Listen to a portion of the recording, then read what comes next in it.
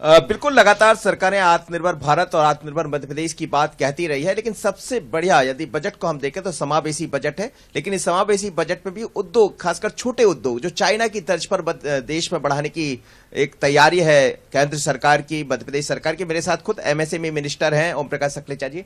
कैसा देखते हैं ओवरऑल पूरे बजट को, और जिस विभाग के आप मंत्री हैं, क्या ये माना जाए कि एक नई उड़ान भरने वाला है मध्य प्रदेश में?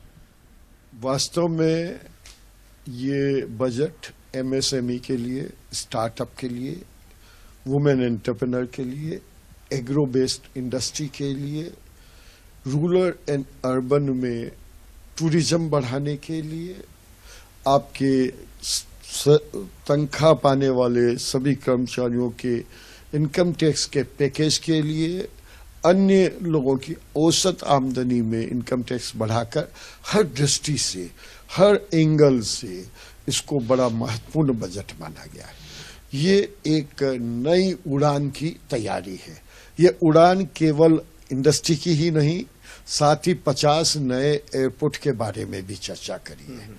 जो बी या सी कैटेगरी के शहर है, उनके एयरपोर्ट होना, उनकी कनेक्टिविटी बढ़ाना, ये वास्तव में सबसे अभिनंदनीय कार्य है जी। लेकिन जो एमएसएमई की बात कर रही है सरकार, बड़ी तेजी को बढ़ाने की बात कही गई है, और आप लोग भी मध्य प्रदेश में कई क्लस्टर शुरू किए हैं, तो क्या ये माना जाए जिस तरह से एक नया बजट जो देखने को मिल रहा है, एक बढ़ावा भी मिलेगा और नए रोजगार के अवसर भी दिखाई देंगे?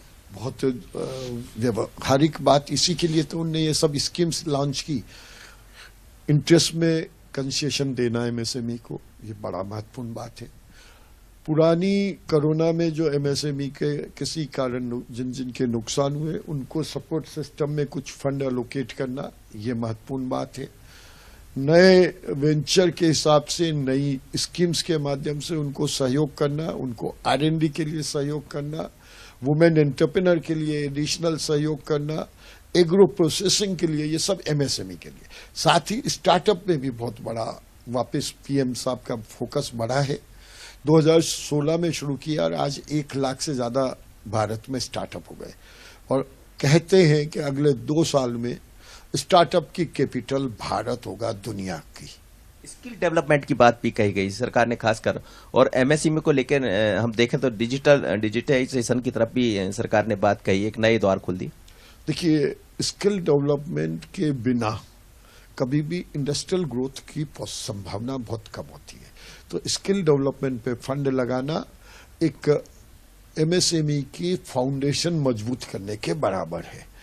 रही बात कि आपने बोला कि स्टार्टअप के बारे में, तो स्टार्टअप भी बहुत महत्वपूर्ण विषय इस एंगल से हो गया कि स्टार्टअप में हमेशा नया यंग एंटरप्रेन्योर ज्यादा आता है, 80%।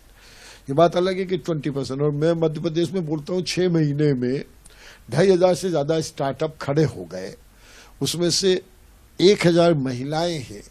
तो ये महत्वपूर्ण बात है, और इसमें अगर और गति मिली तो मैं तो ये मान के चलता हूँ 4-5 हजार स्टार्टअप अगले 1 साल में मध्य प्रदेश में और शुरू होंगे, और हर छोटे से छोटे डिस्ट्रिक्ट में होंगे।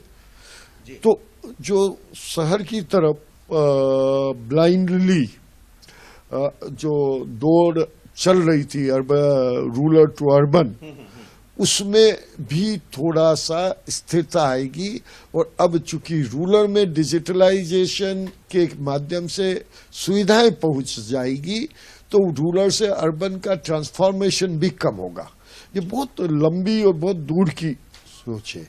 अब जैसे ग्रीन ग्रोथ के लिए बहुत बड़ा इन्होंने कैपिटल इन्वेस्टमेंट का प्रोविजन किया, आपकी यूटिलिटी के लिए ओडीओपी के लिए उन्होंने बहुत बड़ी स्पेशल योजनाएं दी।